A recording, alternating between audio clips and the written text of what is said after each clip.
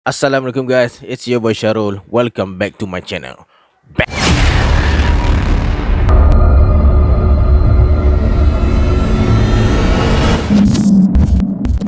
Terima kasih guys sebab dah klik video ni. Sebelum kita lanjutkan dengan perbahasan kita hari ni, apa kata korang subscribe channel aku yang mana belum subscribe tu?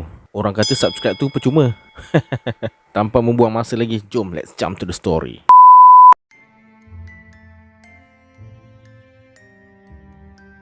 Beberapa dekad lalu, terdapat perkhidmatan pos yang bertanggungjawab untuk menghantar kanak-kanak kepada datuk dan nenek mereka di kampung. Khidmat itu diperakui bukan sahaja murah, malah lebih mudah, berkesan dan jimat masa guys. Pada 1 Januari 1913, apabila Post Office Parcel Post secara rasmi diperkenalkan di Amerika Syarikat, ramai warganya mendapat akses untuk menghantar barang ke seluruh negara pada harga yang berpatutan. Dalam tempoh hanya 6 bulan, berjuta-juta bungkusan telah dihantar sehingga mendorong pertumbuhan ekonomi negara menjadi lebih pantas, terutama penduduk yang menetap di luar bandar. Apa yang menarik, khidmat itu tidak hanya menghantar surat dan bungkusan barang, tetapi turut menerima segala macam masuklah kiriman bayi guys. Malah sejak ia ditubuhkan, sesetengah ibu bapa dikatakan lebih yakin menggunakan perkhidmatan pos untuk menghantar bayi ke rumah nenek dan datuk mereka tanpa perlu ditemani oleh ahli keluarga guys. James Beagle adalah antara kanak-kanak pertama yang melakukan perjalanan melalui pos. Ibu bapanya Jessie dan Matilda Beagle dari Ohio bercadang untuk menghantar anak mereka ke rumah neneknya yang tinggal beberapa kilometer di Batavia. Akan tetapi mereka tidak mempunyai wang yang cukup untuk membeli tiket kereta api. Disebabkan tu, keluarga tersebut mengambil peluang menggunakan khidmat menghantar bayi dengan bayaran yang sangat berpatutan. Dilaporkan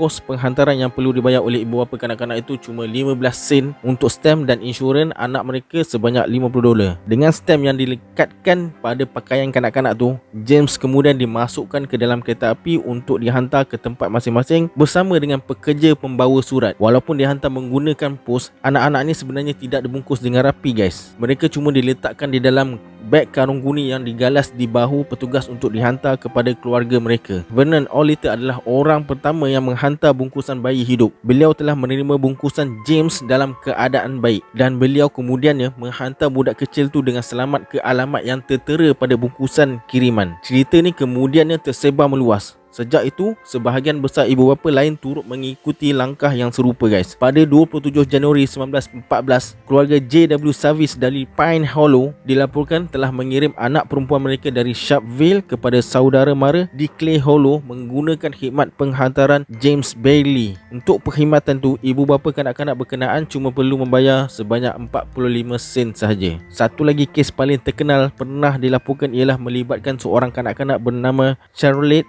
May Pristoff. Betul ke tak betul? Keluarga May dikatakan tidak mampu untuk membeli tiket kereta api yang berharga RM1, $1.55 macam tu ke?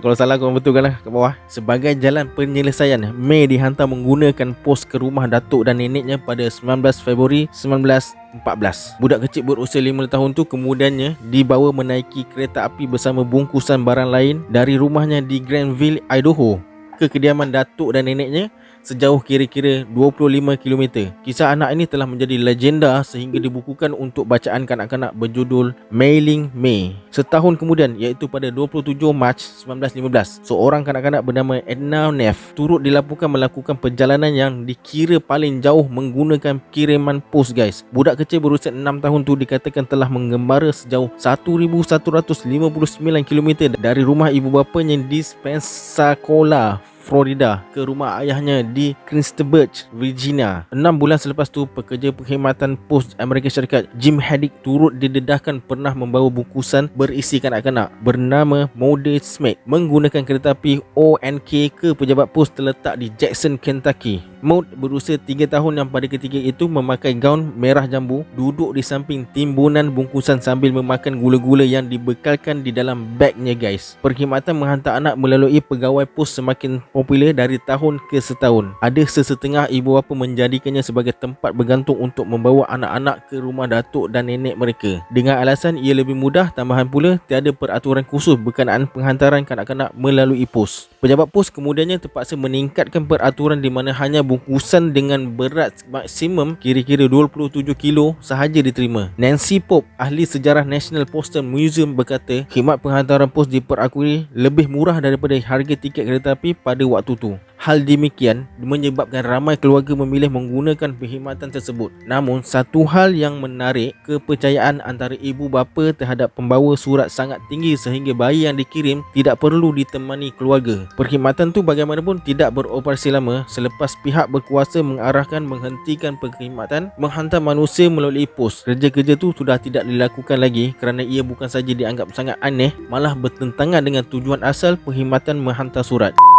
So guys, apa pendapat korang tentang perkhidmatan pos ni? Pelik-pelik ke? Okay guys, sampai sini je video untuk hari ni. Jangan lupa subscribe guys. Kita jumpa di video akan datang. Adiosa.